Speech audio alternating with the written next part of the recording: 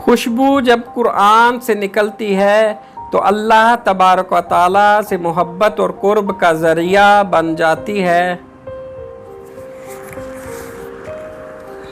खुशबू जब पाक धरती से निकलती है तो वतन अजीम की शान बन जाती है।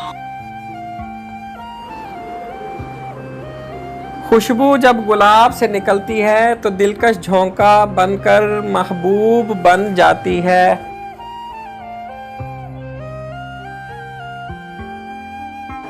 खुशबू जब दिलों से निकलती है तो मोहब्बत का मधुर एहसास और जज्बात के इजहार का हकीकी रंग बन जाती है।